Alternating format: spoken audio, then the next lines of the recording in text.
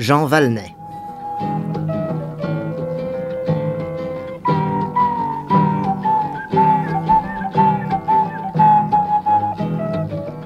La plupart de nos auditeurs vous connaissent, Jean Valnet, puisque vous leur répondez régulièrement au téléphone sur notre antenne le jeudi matin.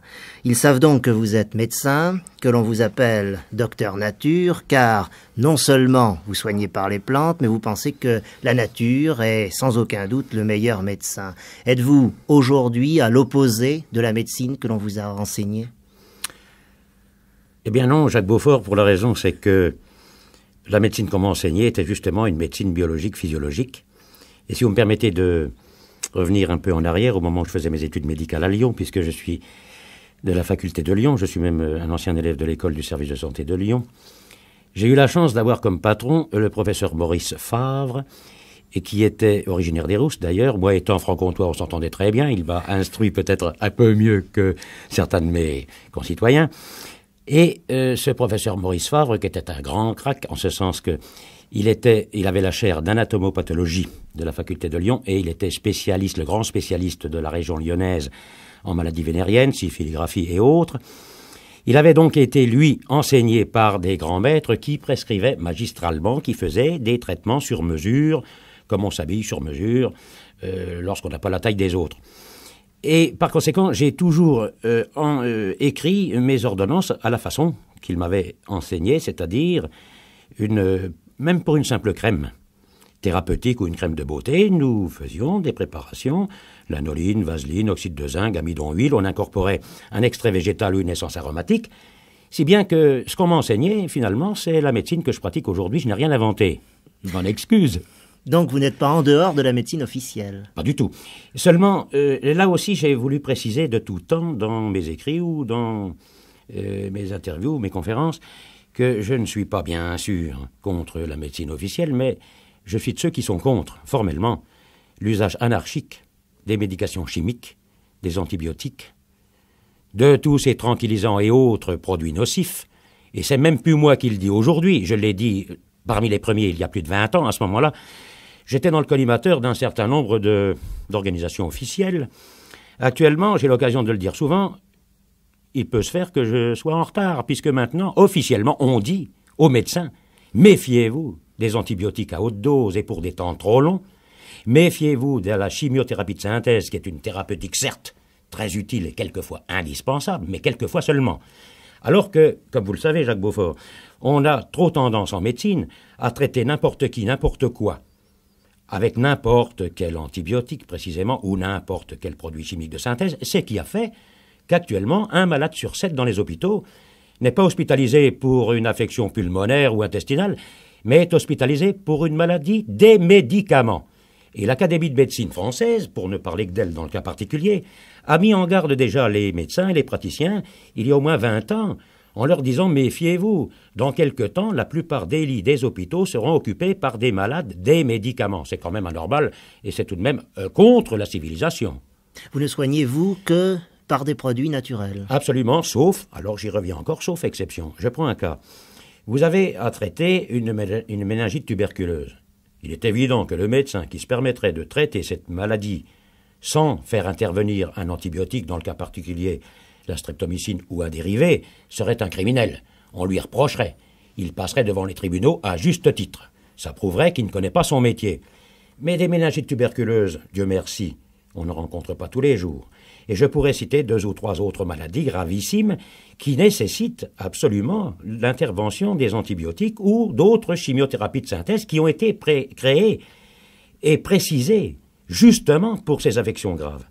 Mais pour les 95% des affections, des maladies banales, courantes, même graves, même douloureuses, je ne parle pas des bobos, je parle des maladies graves, des arthroses, des polyarthrites, des affections intestinales, des maladies pulmonaires chroniques et douloureuses, les emphysèmes, tout ce que vous pouvez imaginer, les cystites, par conséquent les infections génito-urinaires, eh bien, dans 95% des cas, ces maladies, même longues et douloureuses, j'y reviens, ne nécessitent pas l'antibiothérapie habituelle, la médecine classique orthodoxe, qui est une médecine d'infirmier, qui est donc incomplète. Elle nécessite de bien regarder dans son clavier ce dont on peut disposer pour traiter au mieux son malade. dans le cadre biologique, dans le cadre physiologique, car il est bien connu qu'on ne maltraite pas des cellules animales en vain. Et c'est la raison pour laquelle on a créé, dans nos pays occidentaux, dans nos pays de civilisation, entre guillemets, on a créé une race innombrable de maladies allergiques, de malades chroniques, dès l'enfance malheureusement. Qu'appelle-t-on des produits de synthèse exactement, Jean Valnet? Eh bien, Jacques Beaufort, ce sont des produits qui n'existent pas dans la nature ou qu'on n'a pas extrait de produits existants dans la nature. Ils sont créés de toutes pièces. Un exemple seulement que nos auditeurs vont parfaitement assimiler. L'aspirine. L'aspirine, c'est un produit de synthèse actuellement. Mais au départ, on a trouvé, en analysant les plantes, parce qu'il y a plus d'1 siècle qu'on analyse des plantes, et actuellement, toutes les plantes connues sont constituées, en l'état actuel de la science, d'un nombre considérable de constituants, jusqu'à 600. Exemple, l'arôme du café a actuellement, à notre connaissance, 608 constituants. C'est pas si mal. Le thé en avait déjà 145. Or, ce sont des chercheurs suisses, précisément, dont présentement j'ai oublié le nom et je m'en excuse bien, qui ont trouvé 46 constituants supplémentaires dans le thé. Et récemment, j'en ai fait état d'ailleurs dans un de mes bouquins, je ne sais plus lequel. Donc l'aspirine n'existait pas au moment où on savait que l'écorce de saule et la reine des prés traitaient efficacement les douleurs rhumatismales. Or, la reine des prés s'appelle en botanique Spirea ulmaria. Lorsque les analyses ont été possibles, on a donc découvert dans la reine des prés une foule de constituants, et parmi ces constituants, un produit qui est l'acide salicylique. Acide salicylique, bien sûr pour extraire ce produit qui était le produit qui, effectivement, traitait le rhumatisme et empêchait les douleurs ou les atténuait. Pour l'extraire de la reine des prés, c'eût été très onéreux et assez difficile. Alors, les pharmaciens chimistes ont fait leur travail, parce qu'ils sont payés pour faire un travail, et ils le font remarquablement. Mais c'est à nous à ne pas faire la bêtise de prendre à tort et à travers ce qu'ils nous proposent. Donc, ils ont essayé de synthétiser ce produit. L'acide salicylique naturel, venant de la reine des prés ou de l'écorce de saule, est devenu l'acide acétylsalicylique, qui est l'aspirine. Aspirine veut dire spirea, c'est venu de Spirea ulmaria, qui est une plante. Et les vitamines C que l'on peut acheter sous forme de pilules, sont-elles dangereuses car sont-elles également des produits de synthèse? Oui, quand vous achetez de la vitamine C chez un pharmacien, il est évident qu'on vous donne des jolies petites pilules, plus ou moins colorées, qui sont des produits de synthèse. Or, vous savez bien que la question de la vitamine C est une de celles qui a été le plus controversée. C'est bien pour cela que je voulais que nous en parlions. Eh bien, en réalité, on sait de tout temps que c'est un doping. D'ailleurs, en France, on interdit le doping à la vitamine C de synthèse aux athlètes, aux coureurs. En plus, la vitamine C de synthèse, qui est la vitamine C, vous savez que c'est Sen-Georgi qui l'a découverte, et il a eu le prix Nobel en 1920, ou je ne sais plus exactement la date. Cette vitamine C est appelée également vitamine antiscorbutique. Or, malheureusement, on s'est aperçu très rapidement que la vitamine C du pharmacien ne pouvait pas guérir un scorbut, donc elle n'avait d'antiscorbutique que le nom. Et alors, plusieurs savants, plusieurs chercheurs se sont penchés sur le problème, et ils ont trouvé que le chou, les pamplemousses, les agrumes d'une façon générale, l'oignon, d'autres légumes très riches en vitamine C, eux, guérissaient le scorbut. D'ailleurs, ce ne sont pas les médecins qui l'ont dit, les premiers, ce sont des navigateurs. Cook et Bougainville. Vous voyez qu'il n'a pas besoin de médecin de temps en temps pour faire des trouvailles. Exemple Pasteur, Auguste Lumière, que j'ai bien connu à Lyon à l'époque. Et donc, il n'est pas nécessaire d'être médecin pour faire de la bonne médecine, dans le cas particulier. Alors, les chercheurs, dont le professeur Paris, qui est actuellement le président de l'Académie de pharmacie française, et de ceux qui ont le plus travaillé sur cette question, ils ont découvert que si les légumes pouvaient guérir un scorbut, c'est que la vitamine C pouvait agir parce qu'elle avait une vitamine de complément sans laquelle elle ne pouvait pas avoir d'action. Cette vitamine, elle a été diagnostiquée, elle a été découverte et on l'a baptisée C2. Et alors, ce qu'on pourrait peut-être imaginer, c'est que la vitamine C de synthèse, qui est unique, qui n'a pas son complément C2, si elle devait être efficace et vendue en pharmacie, devrait être accompagnée d'une C2. J'ai posé la question au professeur Paris. Et actuellement, le problème est beaucoup plus complexe. C'est là justement où on s'aperçoit que la biologie, ce n'est pas de la mécanique, ce n'est pas de la plomberie, et qu'on ne sait pas comment on peut adjoindre la vitamine C2 de synthèse à la vitamine C. Alors vous voyez, vitamine C naturelle efficace, active, d'un côté, de l'autre côté, vitamine C de synthèse, inactive sur le scorbut. Il en est en fait de même d'ailleurs pour les antibiotiques souvent, car les antibiotiques dits de synthèse arrivent à ne plus être efficaces au bout d'un certain temps, alors qu'il existe des antibiotiques naturels qui, eux, restent toujours efficaces. Oui, Jacques Beaufort. Et puis en plus, ce que nos auditeurs ne sont pas obligés de savoir parce que c'est pas leur métier, mais c'est à nous à leur apprendre, c'est qu'on a découvert déjà des antibiotiques dans 1200 espèces de végétaux. Si bien que les anciens qui traitaient les plaies ordinaires ou les plaies infectées par des emplâtres de plantes agissait remarquablement, et moi personnellement, j'en ai eu une expérience extraordinaire en Indochine lorsque j'avais mon antenne chirurgicale au Tonkin, je n'ai fait que de la chirurgie de guerre. Lorsque nous relevions des blessés qui avaient passé 4 jours et 4 nuits sur le terrain dans une atmosphère que vous connaissez bien, 45 degrés plus ou moins humide, leurs plaies normalement devaient m'arriver gangréneuses.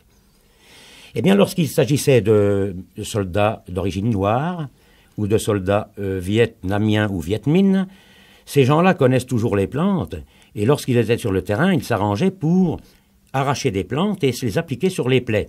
Je l'ai expliqué d'ailleurs dans mes bouquins, et nous en avons parlé dans de nombreuses conférences dans les facultés, à mon retour d'Indochine, n'est-ce pas, en 1953. Et alors, lorsqu'on m'apportait ces blessés, la première chose que nous faisions, c'était évidemment de les remettre en état, de leur faire une perfusion de plasma ou autre chose, et on découvrait leurs plaies, on enlevait cet emplâtre de plantes qu'ils s'étaient fait eux-mêmes. Et j'avais sous cet emplâtre de plantes des plaies remarquablement roses, pas infectées du tout. On aurait pu les suturer primitivement, primairement comme on dit en chirurgie. Je ne le faisais pas quand même parce qu'une plaie de guerre, on doit la laisser un peu tranquille avant de la suturer. Mais j'aurais presque pu suturer ces plaies qui n'avaient aucune trace d'infection. Ça prouve que les plantes avaient agi. Et comment?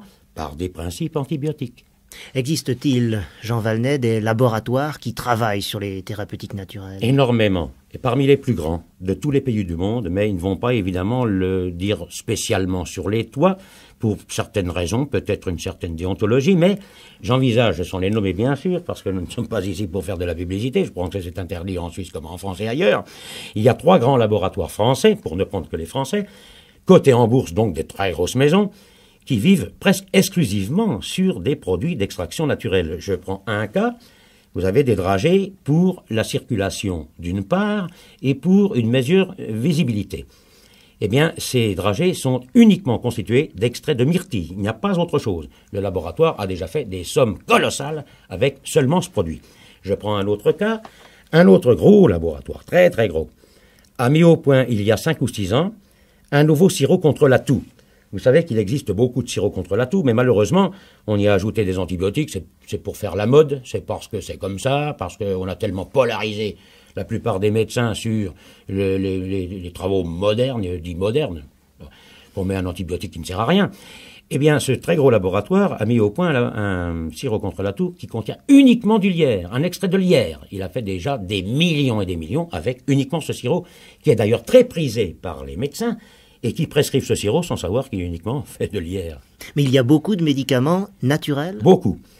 Et justement, ça, vous me posez une question très intéressante qui me permet d'ailleurs de m'expliquer ici. Vous savez que j'ai une équipe de recherche, qui est une association d'études et de recherche en France officielle. J'ai une trentaine de professeurs de faculté, parmi les plus grands, et nous travaillons évidemment à de nouvelles recherches. Et j'ai par ailleurs des élèves et collaborateurs, puisque j'ai une très belle équipe de médecins.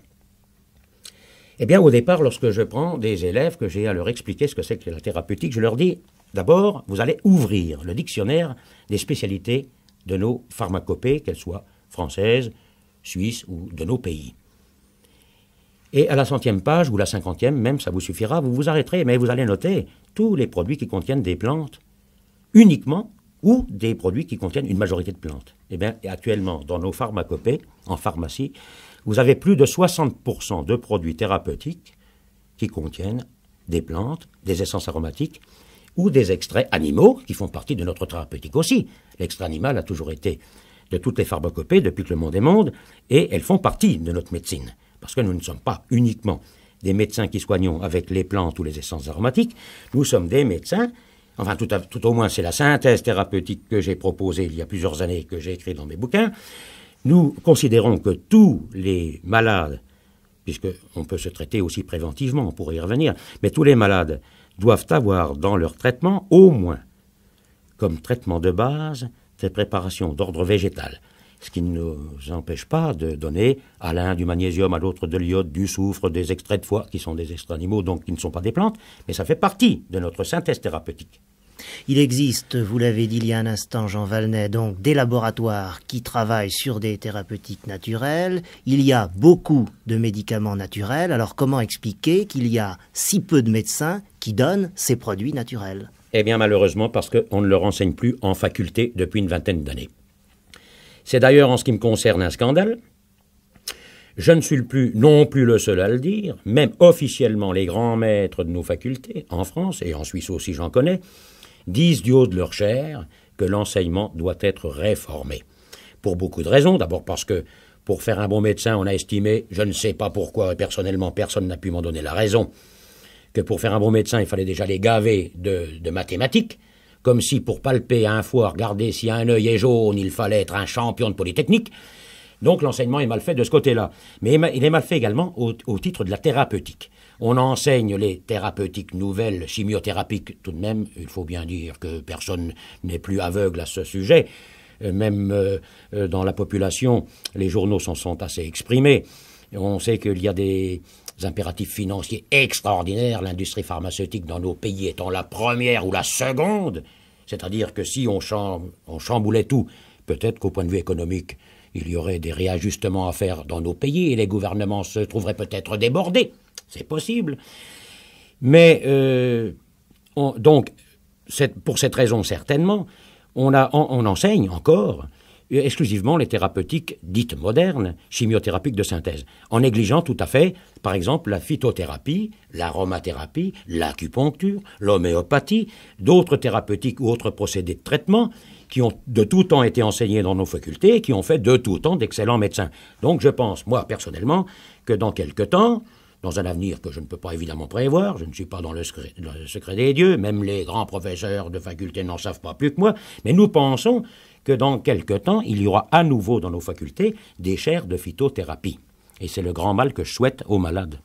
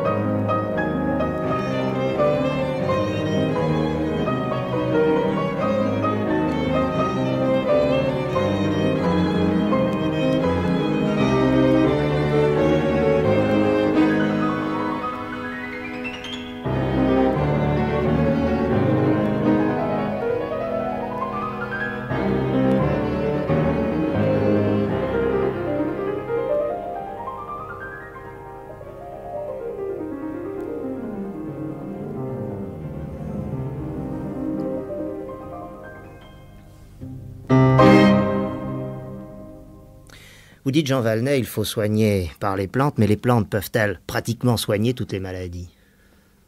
Bien, Jacques Beaufort, je reprends une phrase que j'ai dite tout à l'heure, que, en ce qui me concerne, je n'engage que moi, et les médecins de mon équipe, et les professeurs de mon équipe, que 95% des affections sont justiciables de la phytothérapie, c'est-à-dire des plantes, et de l'aromathérapie, c'est-à-dire la médecine par les essences des plantes, les huiles essentielles, c'est la même chose, mais en spécifiant que, pour nous, c'est un traitement de fond obligatoire.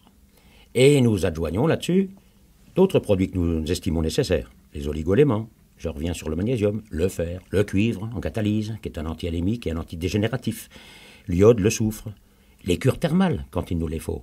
Or, le thermalisme, pour reprendre une question tout à l'heure très rapidement, le thermalisme n'est pas enseigné en faculté, ce qui est aberrant, étant donné que déjà les Romains, qui est tout de même pas plus bêtes que nous, soignaient de nombreuses affections par le thermalisme. Alors on revient peu à peu au thermalisme, alors qu'une cure thermale bien indiquée est capable d'améliorer à 80% certaines affections, ou même de guérir, bien que le terme de guérison, nous le savons, et je le redis ici, est un terme à employer prudemment, parce qu'on est guéri jusqu'à ce qu'on tombe malade.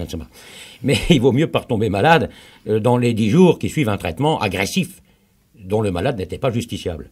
Alors pour répondre à votre question, en ce qui me concerne, mettons 90% pour être honnête, 90% des affections, même graves et douloureuses et longues, sont justiciables des procédés de traitement d'extraction naturelle. Peut-on soigner le cancer par les plantes, Jean Valnet? Mais bien sûr, de tout temps, on sait que certaines plantes sont antidégénératives, donc anticancéreuses.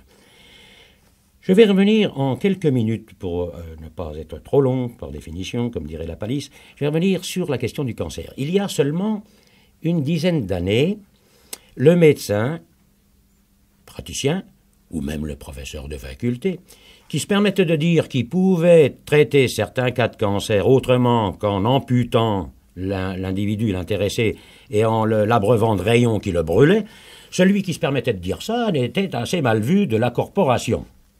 Or, il y a eu un congrès très important à Tokyo en 1966. Et à ce congrès, où assistaient plusieurs milliers de médecins venant de toutes les parties du monde, on a dit pour la première fois officiellement, et, sauf toute modestie de notre part, nous l'avions écrit, nous, 15 ou 20 ans auparavant. Enfin, je dis nous parce que je ne suis pas le seul.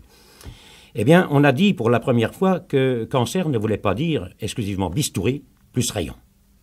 Et que beaucoup d'autres procédés devaient être envisagés. Parce qu'en définitive, le médecin qui soigne le mieux ses malades, c'est celui qui a le plus de recettes dans sa giberne. C'est pas difficile.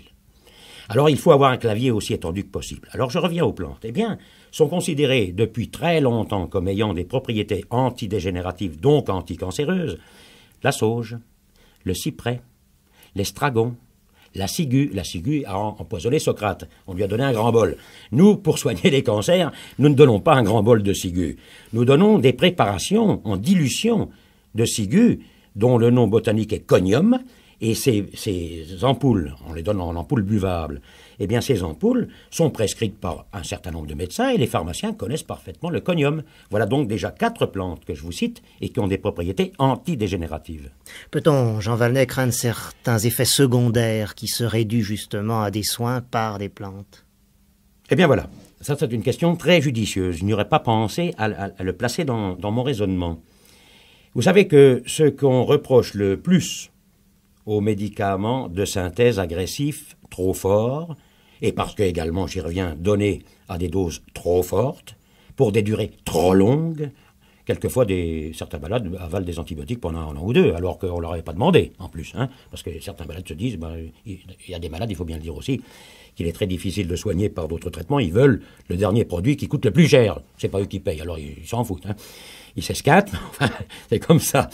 Eh bien, on sait donc qu'une des raisons qui ont fait pousser des cris d'alarme de plus en plus rapprochés chez tous les officiels, c'est les effets secondaires des produits chimiques de synthèse et en plus les interactions qui entraînent des mutilations ou des morts.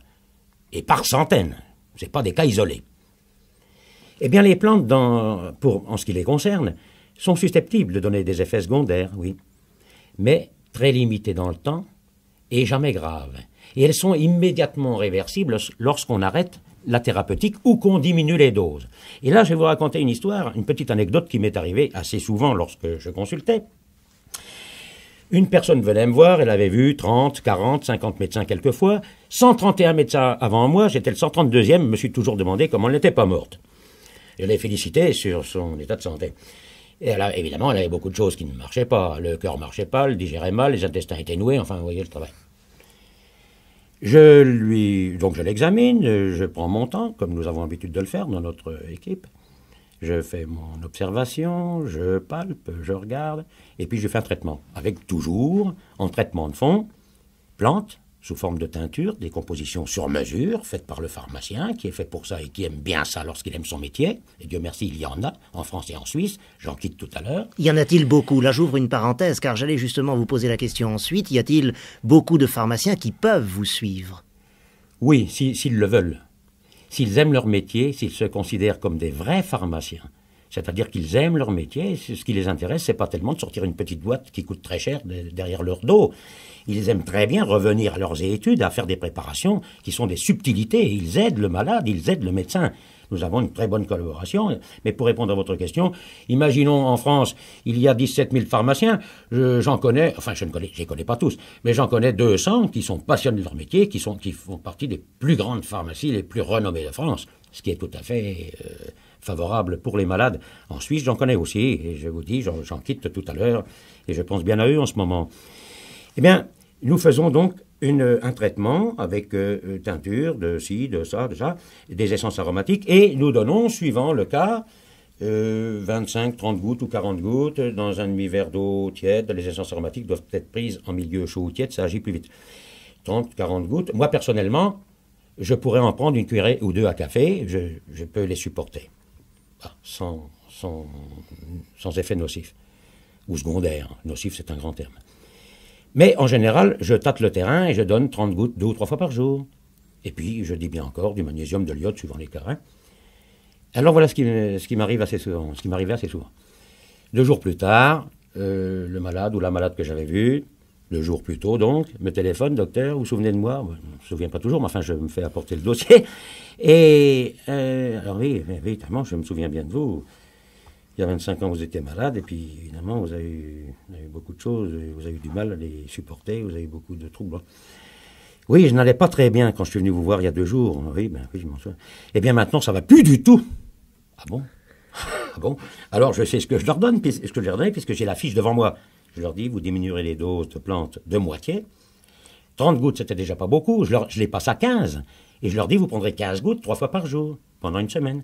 Et vous reviendrez à la dose initiale, et vous m'avertissez s'il y a quelque chose qui ne va pas. Et en général, tout était rentré dans l'ordre. Donc les effets secondaires sont possibles, mais ils ne durent pas.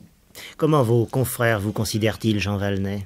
Pas trop mal, merci. Il fut un temps, il y a une vingtaine d'années, on me considérait comme, plus qu'un franc-tireur, comme un révolutionnaire, un empêcheur de tourner en rond. Dieu merci, à force, j'ai rencontré un tas de médecins et de pharmaciens et professeurs de toutes les facultés qui pensent comme moi, ou je pense comme eux, disons le même, comme on veut.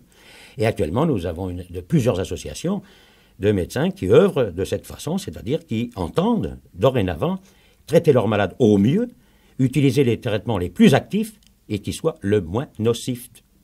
Mais ces médecins sont encore rares, sincèrement. Oui, c'est-à-dire que si je mets à part les homéopathes, je ne suis pas homéopathe, mais je tire mon chapeau toujours devant les homéopathes de qualité. On estime en France, pour prendre le cas de la France, que je connais mieux qu'ailleurs, on estime qu'il y a 1000 homéopathes qualifiés et 3000 qui ont mis homéopathe sous leur nom, bien qu'ils ne soient pas tellement qualifiés. Alors, on met 4000 médecins tout de même qui se méfient des médecines de synthèse agressives. Mettez à peu près 1000 autres qui utilisent les plantes, essences aromatiques, parce que les homéopathes, de toute façon, utilisent beaucoup l'aromathérapie depuis que je l'ai relancée, c'est-à-dire il y a une vingtaine d'années, et surtout à la suite de mon bouquin Aromathérapie qui est publié en 1964, et qui en est à sa 7e édition à ce jour. Eh bien, donc mettons 5000 médecins, 6000 si vous voulez, sur 60 000, ça fait un dixième. C'est pas trop mal pour un départ. Vous parlez de vos livres, Jean Valnet. Peut-on, avec ces livres, se soigner seul, sans avoir recours aux médecins? Pas toujours.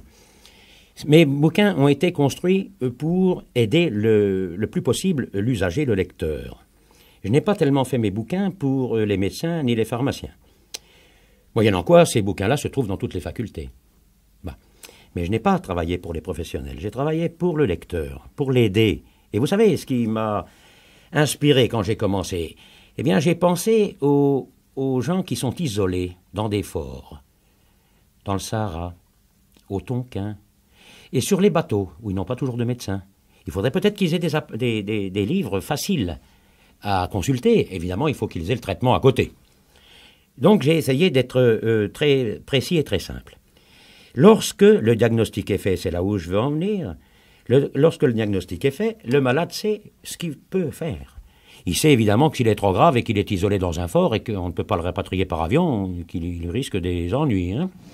Mais lorsqu'il s'agit de maladies, même longues, douloureuses ou assez graves, mais qui sont du ressort précisément de nos thérapeutiques, il peut se soigner à condition d'avoir le matériel à côté. Alors, pour répondre à votre question d'une façon précise, on peut parfaitement utiliser mes bouquins, comme d'autres, moi je ne travaille pas uniquement pour mon sein, hein.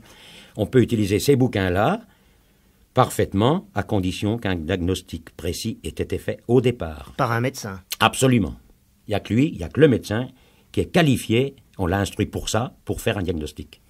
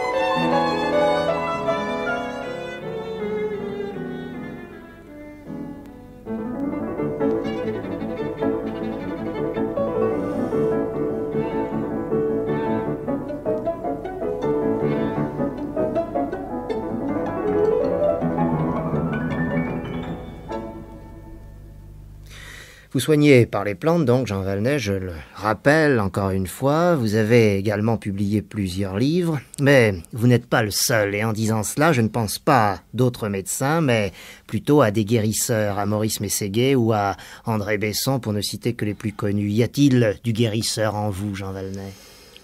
Je pense.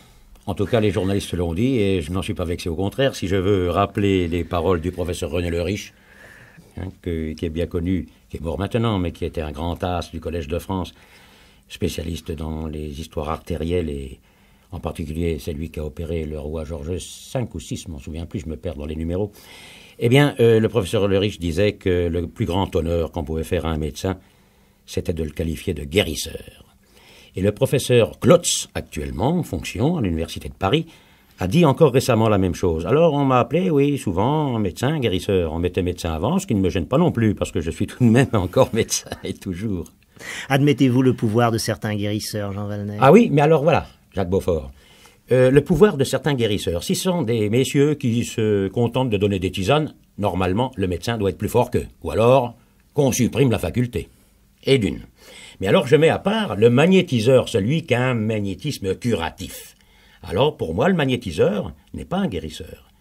C'est un appareil d'électricité, et il y a des cas sensationnels dans tous les pays, mais je vais citer simplement celui de France, de Toulouse à la Louf, qui a été envoyé en correctionnel à plusieurs reprises, mais la dernière fois, il y a environ 6 ou 7 ans, les journaux ne se sont pas privés, les journalistes ne sont pas privés d'en faire état parce que c'était magnifique, eh bien, il a été relaxé parce que de nombreux médecins et professeurs de facultés de la région de Toulouse et d'ailleurs sont venus dire à la Louf m'a soigné et m'a guéri. Donc le magnétiseur, pour moi, a toute ma considération.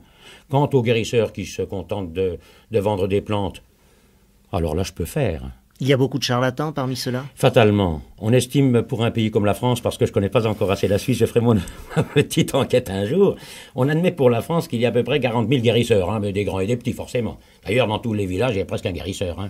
Une grand-mère était guérisseuse finalement. Eh bien, parmi les 40 000, il y en a une dizaine ou une vingtaine qui peuvent avoir une qualification. Les autres, on en a beaucoup moins, et puis il y a à côté beaucoup de charlatans, hélas. Si vous n'aviez pas pu être médecin vous-même, Jean Valnet, auriez-vous pu être guérisseur? Eh bien, j'aurais essayé de faire ma grand-mère, mais j'aurais pas pu être sage-femme comme elle, mais je me serais dirigé tout de même vers un métier paramédical, parce que j'aime assez ça, on le sent, plus ou moins.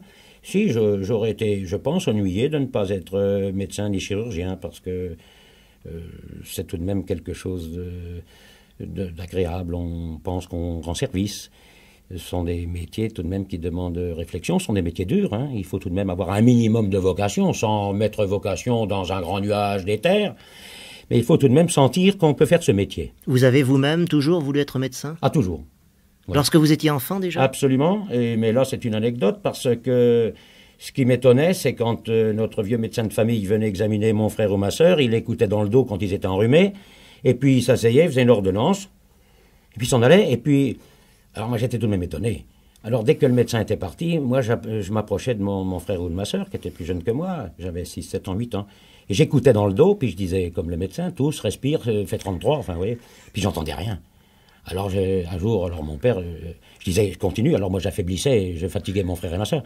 Alors mon père m'arrêtait, il me disait, si tu veux écouter tout ça, eh ben tu seras médecin, et puis tu sauras tout. Et ça m'avait frappé. Et je donne ma parole que c'est vrai. À ce moment-là, j'ai dit, il faut que je sois médecin pour savoir ce qu'on écoute dans le dos. Amusant quand même. Pourquoi avez-vous choisi d'être médecin militaire, Jean Valnet? Parce que je sors d'une école militaire, le Prytanée militaire de la Flèche, et qu'au Prytanée militaire de la Flèche, qui est une école qui forme les Saint-Cyriens, les polytechniciens, l'école navale, l'école de l'air, elle forme des médecins aussi. Donc ma ligne normale, c'était de faire la médecine de l'armée. Parce que j'ai suivi la ligne, donc encore une fois, je ne me suis pas posé de questions. Il y a beaucoup de gens, hélas, et puis je les plains assez, qui sont obligés de se poser des questions tout le long de leur vie. Moi pas, finalement. J'étais dans une école militaire à la Flèche au Prytanée, boum, me revoilà à l'école de santé, paf, je me retrouve sous les ordres d'un professeur qui m'apprend à traiter magistralement, à faire des formules, ma grand-mère sage-femme qui traitait avec les plantes, et je l'ai vu opérer des guérisons spectaculaires. Ah ben j'ai dit c'est fabuleux, donc je me suis pas posé de questions. Les médecins militaires n'ont-ils pas souvent très mauvaise réputation? Dans le temps, vous savez, Jacques Beaufort, que le médecin militaire, tout au moins en France, était considéré comme un excellent joueur de bridge, un bon cavalier. Sorti de là, aspirine pour les corps aux pieds, et puis en gants pour les maux de tête, voyez. Depuis, non. Depuis, il y a de nombreux professeurs de faculté militaires et professeurs de faculté civiles venant du militaire, et il y a toujours actuellement à l'Académie de médecine plusieurs médecins de l'armée. Il faut le dire, Jean Valnet, vous avez fait plusieurs spécialités, la chirurgie, la psychiatrie, la médecine légale, la microbiologie. Pourquoi toutes ces spécialités? Bien parce que je pensais qu'il fallait faire un peu tout ça pour être le plus complet possible. Mais par exemple, la psychiatrie, moi personnellement, je n'ai jamais utilisé la psychiatrie comme spécialiste de psychiatrie. D'ailleurs, la psychiatrie est une spécialité extrêmement difficile et pour ça qu'elle a mauvaise presse. Et en général, quand un malade est mis dans les mains des psychiatres, je le plains énormément. Et j'ai écrit dans plusieurs de mes bouquins, et je le redis souvent en conférence, que la plupart des malades qu'on envoie au psychiatre sont du ressort du médecin généraliste. Parce que un insomniaque, eh bien, il n'a plus de sommeil, peut-être parce qu'il est fatigué, parce que sa femme ou sa belle-mère l'a embêté, et l'inverse étant vrai. Il peut avoir des maladies de foie, une douleur gastrique. C'est quand même pas du ressort du psychiatre. Un médecin généraliste va se pencher sur l'estomac, va se pencher sur les ovaires, va se pencher sur la vie familiale ou professionnelle, et on verra que cette personne insomniaque peut être traitée autrement qu'avec des bénédictions de tranquillisants des psychiatres habituels. Ça, c'est même plus moi qui le dis, puisque c'est officiel, à nouveau. Vous voyez, on a fait quand même des progrès dans l'officialité. Hein. Donc, j'ai fait tout ça parce que je voulais être le plus complet possible. Et quand on a fait de la microbiologie, on sait ce que c'est qu'un microbe. Quand on a fait de la psychiatrie, on a une meilleure approche. La médecine légale, c'est tout de même important. Évidemment, on n'était pas obligé de faire tout ça. Moi, j'ai fait ça en plus. Je ne me le reproche pas. Peut-on soigner certaines maladies mentales par les plantes, Jean Valnet? Oui, mais maladie mentale, ça demande tout de même une explication. Maladie mentale, la maladie mentale caractérisée pour laquelle on a des diagnostics vaseux, il y a encore des maladies mentales qui sont au-dessus de nos ressources. Celles-là, qu'on donne n'importe quoi. Hélas, c'est la même chose. Mais pour ce qu'on appelle quelquefois maladie mentale, un petit grain, par exemple, une lubie, les fantaisistes, oui, les plantes sont faites pour ça, et j'en citais quelques-unes. La valériane, on sait que c'est un excellent produit pour favoriser ou rétablir le sommeil. Mais ce n'est pas, comme les tranquillisants, ce n'est pas un produit qui va vous mettre par terre, qui va vous abattre, parce que c'est un régulateur des neurones, des cellules nerveuses. J'en dis autant du mélilo, du lotier, presque de la passiflore, et bien d'autres plantes encore. Donc, on peut soigner des désordres mentaux, tout de même bénins, n'est-ce pas? Laissons de côté la vraie psychiatrie, vis-à-vis de laquelle nous sommes actuellement démunis encore, malheureusement. Pourquoi, en 1959, avez-vous quitté l'armée, Jean Valnet? Parce que j'estimais que j'avais autre chose à faire, et j'avais déjà commencé ces études donc d'aromathérapie, de phytothérapie et autres techniques, autres procédés n'ayant rien à voir avec les plantes, et que j'avais déjà une équipe, et que pour mieux travailler en toute liberté, je devais quitter l'armée. Alors j'ai été élu conseiller municipal dans un de mes bleds de Franche-Comté, et il y a une loi en France qui nous permet de quitter l'armée pour remplir notre mandat électoral. Alors aussitôt je me suis installé et j'ai pu fonctionner tel que je l'ai voulu. Vous aviez le sentiment d'être chargé de mission? Oh, c'est peut-être un grand mot, Jacques Beaufort. J'ai parlé de vocation tout à l'heure, mais en vous disant qu'il ne fallait pas entourer ce mot-là d'un trop grand nuage d'éther. Une mission, peut-être un peu quand même au fond. Hein. Vous avez écrit des livres, vous donnez des conférences? Je ne dirais pas non. Écoutez, vous avez une mission d'information. Et tout le monde vous écoute d'une façon extraordinaire, puisque je vous ai écouté souvent. Et je pense que si vous n'aviez pas cette notion de mission en vous, Jacques Beaufort, vous ne seriez pas là. Alors je pense que moi aussi, confusément, je me sens avoir une mission, comme certains écrivains, je pense à Maurice Métral d'ailleurs, dont les bouquins sont tellement appréciés, j'en parle souvent, sûrement il a une mission, même s'il ne sent pas qu'il l'a. On le dit, on le redit, on l'écrit, on le clame même un peu partout, peut-être même un peu trop. Notre alimentation est de plus en plus trafiquée. Luttez-vous personnellement, vous Jean Valnet, contre cet état de fait? Oui, en signalant d'abord, autant que je peux le faire comme mes amis journalistes, parce que je me considère comme journaliste aussi, et c'est un honneur pour moi. En dénonçant ces pratiques-là.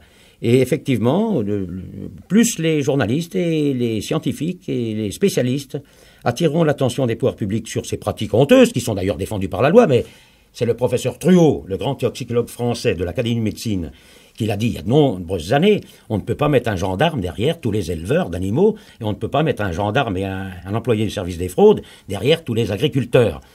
Alors les lois sont bien faites dans le fond, mais malheureusement elles sont violées constamment. Alors il est certain, c'est que le grand nombre d'allergiques qu'on a formés dès l'enfance, puisqu'il y a des bébés, des nourrissons qui sont déjà allergiques, c'est parce qu'on leur a donné à manger des produits contenant des hormones ou des antibiotiques et que ça suffit pour allergiser un individu. Il est anormal qu'une piqûre d'antibiotiques banale puisse tuer un enfant de 2 ans et demi. Et normalement, bien sûr, il existe des incompatibilités. C'est pour ça qu'il faut être très prudent en médecine. Primum non nocere, d'abord ne pas nuire. Tous les médecins devraient avoir ça à l'esprit. Malheureusement, on ne leur apprend pas en faculté. Là encore, il faudra que les enseignements soient modifiés. Alors, on fabrique des allergiques à cause de l'alimentation. C'est connu, patent, prouvé, reconnu partout. Est-il vrai, Jean Valnet, que les enfants naissent aujourd'hui pratiquement empoisonnés? Oui, malheureusement. D'abord, par les femmes qui fument lorsqu'elles portent leur enfant. C'est reconnu. Et une anecdote assez amusante, ça c'est pas une anecdote, c'est un fait précis. Dernièrement, une mère pakistanaise a accouché d'un bébé très bien constitué d'ailleurs, mais il sentait l'ail, le vrai aioli.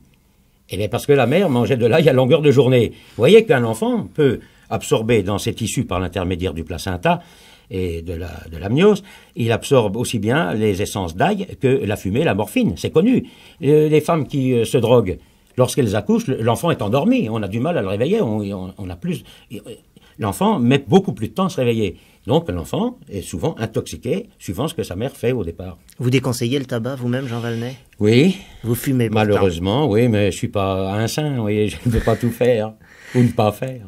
Quelles sont actuellement, selon vous, les nourritures les plus trafiquées? La viande? Absolument, oui, c'est certain. Alors le veau en batterie, mais hélas, tout le monde le sait. Les poulets, on a interdit les hormones. D'ailleurs, elles coûtent trop cher, donc on ne donne plus des hormones aux poulets, mais on leur donne des saloperies quand même, puis on leur donne un peu de grain pour pouvoir dire que ce sont des poulets au grain. Mais les législations sont très bien faites actuellement, elles deviennent de plus en plus précises. Mais le veau en batterie, c'est quelque chose d'innommable, il suffit de les voir. Les poulets en batterie aussi, c'est terrible. On les fait pondre à coups de lumière électrique, enfin, vous voyez le travail. Donc c'est des animaux déjà malades en eux-mêmes, et on mange de la viande malade. Ils sont nourris aux antibiotiques? Oui, les aliments supplémentés, bien sûr, parce que vous savez au départ comment ça s'est passé, hein, Jacques Beaufort, vous vous souvenez, parce que vous avez étudié cette affaire il y a longtemps aussi. C'est un médecin d'ailleurs qui, faisant des recherches, avait trouvé que en donnant des antibiotiques à un animal parce qu'il était malade, il grossissait. Ah, vous pensez, si les éleveurs se sont dit, eh bien on va donner des antibiotiques, puis on va faire du cochon bien gras, rapidement. Oui, mais le cochon bien gras, rapidement, il est nocif pour la santé. D'abord, il n'a pas de goût. C'est dégueulasse à manger. Moi, personnellement, il y a longtemps que j'en mange plus, sauf à la campagne. Quand je sais comment il était nourri, prochainement, d'ailleurs, on fait un dîner de cochon, mais je sais d'où il vient, le cochon. Alors, je ne mange plus de cochon, je ne mange plus de veau, ça ne me gêne pas d'ailleurs. Le bœuf est encore un peu trafiqué, mais enfin, tout de même, j'en vois tout de même partout dans les pâtures, dans les prés, on peut encore. Le cheval est certainement le moins trafiqué. La chèvre aussi, bien sûr, et le mouton, parce que ça se nourrit tout seul. Donc on doit faire quand même attention aux viandes qu'on mange. Alors personnellement, moi qui ne suis pas végétarien, parce que je me soigne personnellement et ma famille et tous mes malades par les plantes au départ, comme je l'ai dit, mais je ne suis pas végétarien. Je pense, et je l'ai dit souvent, que le végétarisme à outrance est un non-sens. Certaines personnes se trouvent beaucoup mieux en faisant du végétarisme, mais partiellement, ou pour un temps limité. Mais le végétarien, d'une manière générale, devrait augmenter son alimentation par des protéines animales, le poisson, bien que, bien sûr, dans certaines régions, il y a du mercure aussi. Enfin, nous sommes dans une civilisation remarquable, comme nous pouvons voir. Alors, que faut-il faire, Jean Valnet? Le mieux possible, se protéger le mieux possible, d'avoir des bons commerçants, savoir que son boucher se nourrit, s'approvisionne chez des éleveurs qui élèvent encore leurs animaux selon le mode ancestral. Il faut connaître des maraîchers qui cultivent sans engrais chimiques, ça existe. On se donne évidemment beaucoup plus de mal. Alors évidemment, oui, peut-être pensiez-vous à me dire ça, mais je suis un peu bavard. Alors évidemment, beaucoup de magasins diététiques en France, tout au moins. Je ne parle pas de la Suisse, je ne connais pas assez. Bien que j'y vienne souvent, que j'ai de nombreux amis. Alors en France, il s'est créé un commerce parallèle de diététique. On vous vend des patates 3 fois plus qu'ailleurs, mais elles proviennent de la même chose. Vous connaissez les enquêtes de 50 millions de consommateurs et de Que Choisir, c'est vrai. Donc il y a une escroquerie. Alors ça aussi, je suis de ceux qui la dénoncent. Il faut aussi éviter l'abus des médicaments? Ah, formel. Quand on pense qu'un malade sur 7 est hospitalisé pour être malade non pas d'une infection mais d'un médicament, c'est sûr qu'il faut éviter les médicaments. Alors, il s'agit de savoir si les plantes d'entretien ou les plantes préventives sont des médicaments ou non. Eh bien, ils sont les deux. Et les plantes dont on connaît bien la composition, dont on connaît les propriétés, donc les indications, les résultats, peuvent être pris à longueur d'année, d'ailleurs, dans le temps. Et il n'y a pas encore si longtemps, et encore aujourd'hui, dans les campagnes, la pratique de la tisane et des bouillons de légumes est restée valable. Or, tout de même, en général, à la campagne, on se porte un peu mieux. On pourrait dire que l'air est moins pollué, possible, bien qu'il paraisse. Dernièrement, un article a été pondu là-dessus. Il paraît qu'à Paris, les Parisiens lorsqu'ils rentrent de week-end au grand air, ils sont plus fatigués que ceux qui restent. Alors, je veux bien, moi, faut faire des papiers de temps en temps, faut amuser le lecteur, hein. Mais enfin, il est certain, c'est que l'air pollué a tendance à fatiguer. Cette augmentation effroyable des bronchites chroniques est due bien sûr au tabac, mais surtout à l'air pollué. J'en ai parlé dans mon journal. Vous savez, j'ai le journal du Docteur Nature qui est un trimestriel. Dernièrement, je suis revenu à plusieurs reprises sur cette maladie chronique respiratoire qui touche déjà les enfants. Or, les enfants ne fument pas. C'est l'air pollué des villes qui leur vaut ça. Alors, évidemment, si on veut se protéger au mieux, manger le mieux possible en prenant des précautions, c'est évident, savoir où s'approvisionner. Vivre quand même de temps en temps au grand air le mieux possible. Et puis se drainer chaque jour par la pratique de la tisane du matin ou du soir. Personnellement, depuis 15 ans, toute ma famille et moi-même, et mes amis et mes malades, sont à l'infusion, tantôt l'une, tantôt l'autre, toute l'année, tous les soirs.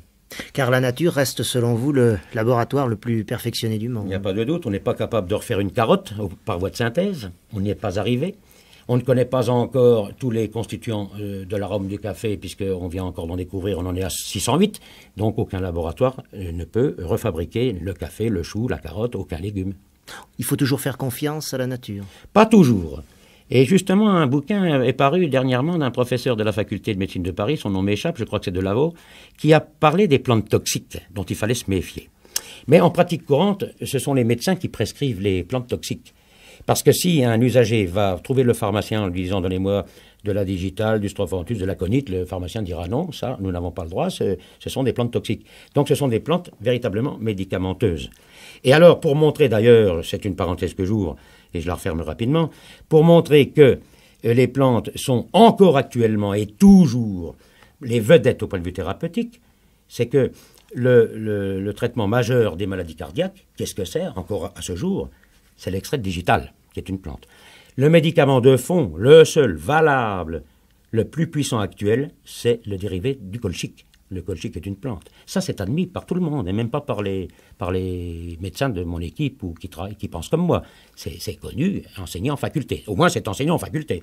Heureusement qu'on n'a pas trouvé quelque chose pour remplacer le digital, parce qu'on ne parlerait plus de plantes en faculté. Et puis, une dernière pensée qui me vient, mais c'est le professeur Paris, le président actuel donc, de l'Académie nationale de pharmacie en France, qui l'a dit. Curieusement, c'est la pénicilline en 1940-44 qui a relancé la phytothérapie. Curieusement. Et pourquoi ? Parce que la pénicilline, c'est un dérivé d'une moisissure. Et la moisissure, c'est du naturel. Alors, à l'époque, que la pénicilline était d'extraction purement végétale. Il n'y avait pas d'allergie. Mais on a fait des pénicillines, des dérivés qui ont donné des allergies et des accidents. Donc le naturel, dans ce cas-là, a été bénéfique et supérieur au synthétique. Vous vous soignez, vous, régulièrement? Vous parliez de tisane il y a un instant, Jean Valnet. Vous vous soignez régulièrement, donc par les plantes. Vous devez beaucoup aux plantes? Oui, beaucoup. Parce que, vous savez, Jacques Beaufort, vous ne savez pas que je suis de l'Académie Rabelais. Alors, évidemment, je suis amené à faire des festivités de temps en temps, parce que même quand nous partons en tournée d'études, nous sommes reçus somptueusement, et qu'on ne peut pas toujours refuser pour rester poli. Mais chaque soir, même à l'hôtel, je me fais faire mon infusion.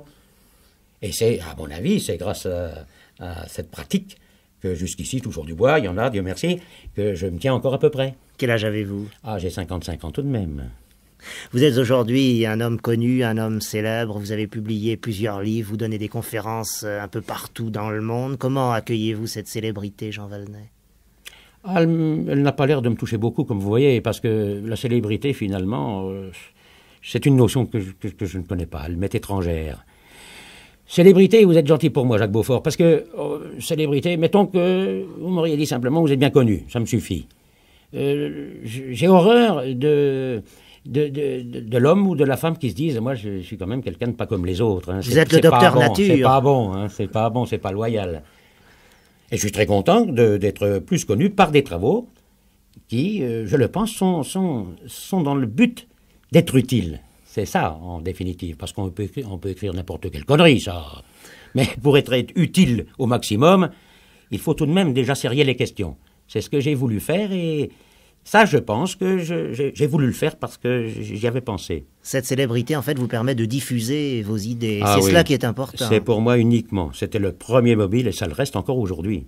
Et c'est pour ça que je ne saurais avoir trop de gratitude pour des hommes comme vous qui m'accueillez à votre micro. Comment réagissez-vous, Jean Valnet, lorsque l'on vous appelle Docteur Nature? C'est vous d'abord qui vous êtes appelé ainsi? Ah non!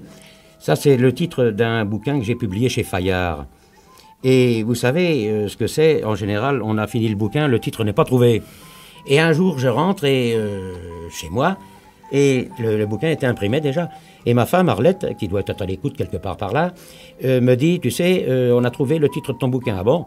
C'est ton ami Philippe Edoui, qui est d'ailleurs producteur de son côté à Paris, qui a dit, j'ai trouvé Docteur Nature. Moi, ça m'a fait ni chaud ni froid, j'ai même trouvé que c'était moche. Il paraît que c'était génial. Alors je m'y suis habitué. Merci, Jean Valnet.